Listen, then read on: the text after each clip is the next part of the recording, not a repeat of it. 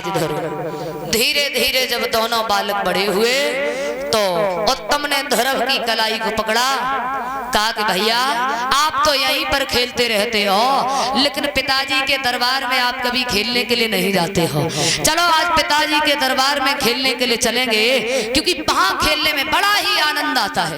बोले चलो। उत्तम ने ध्रुव की कलाई को पकड़ा तो महाराज उत्तानपाद के दरबार में पहुंचे हैं।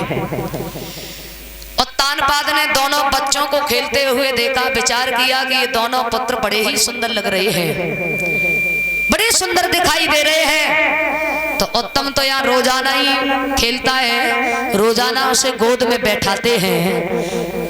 तो ध्रुव को उठाया और अपनी गोद में बैठा लिया। विचार किया कि ये ध्रुव आज नया आया हुआ है, तो ध्रुव को गोद में जब बैठाया तो वहां पर एक चुगला बैठा हुआ। और महाराज ये चुगला जो है ना, अब तो गांव गांव ना परिचय जी घर घर हो गई है कि चुगला चूक तो है नहीं, गाय कहो चाहे रोए, अरे घर घर फूट कराए दे, करे एक की दो। चुगला जिसकी जैसी आदत हो जाती है वो अपनी आदत को नहीं छोड़ता है। अगर किसी की चुगली करने की आदत हो गई तो जब तक वो 2-4 घरों में झगड़ा नहीं करवा देगा तब तक ठीक से घर में भोजन नहीं करेगा, क्योंकि उसकी आदत है चुगली करने की।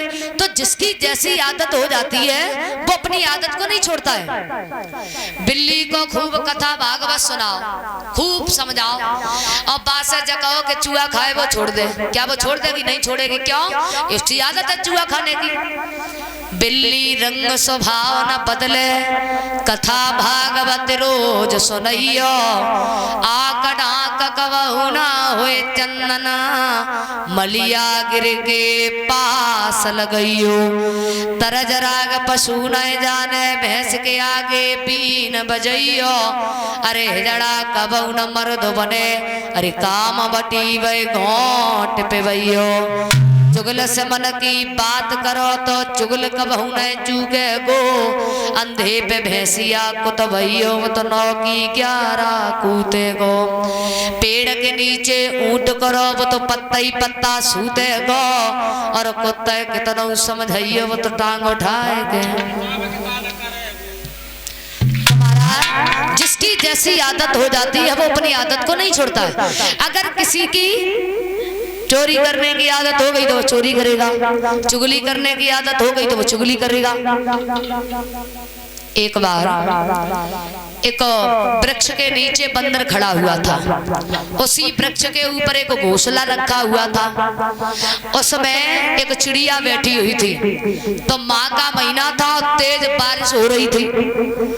तो जब बारिश हुई तो चिड़िया ने कहा कि मानुष जैसे हाथ पैर तेरी मानुष जैसी काया, मानुष जैसे हाथ पैर तेरी मानुष जैसी काया, और 8 महीना तूने बैठे खाया, छप्पर तक नहीं छाया। 8 महीना में अगर तू छप्पर छाए लेते तो का यार ठंडन मत हो। तो बंदन ने सोची अच्छा वैसे हूं तो हम सर्दी के मारे मरे जा रहे, ऊपर समय उपदेश और सुनाई रही। सो एकदम बंदर वृक्ष पे चढ़ो, जो चिड़िया घोंसला में बैठी हुई थी उस घोंसला को तोड़ मड़ोड़ के फेंक दिया। बोले अब तू बैठ ले, यानी कि सीख दे बाय जाए सीख सुहाए, सीख दे बाय जाए सीख सुहाए, और सीख दे बंदर को जो घरुए बिगड़वा। मूर्ख को उपदेश देना अपनी मूर्खता होती है। तो महाराज चुगला भाग करके गया, कहा कि आपका पुत्र ऐसे खड़ा है जमीन पे जैसे किसी दासी का हो, और दासी का पुत्र महाराज उत्तानपाद की गोदी में बैठा हुआ है। और जो महाराज इतने वचन सुने हैं एकदम से सुरशी भागी, ध्रुव की कलाई को पकड़ा, झटका दिया, जमीन पर फेंक दिया। नालायक तेरी इतनी हिम्मत, जो महाराज की गोदी में बैठ गया। अरे पूर्व जन्म में थोड़ा भगवान का भजन किया होता, भगवान से कहता कि हमें रानी की कोख से नहीं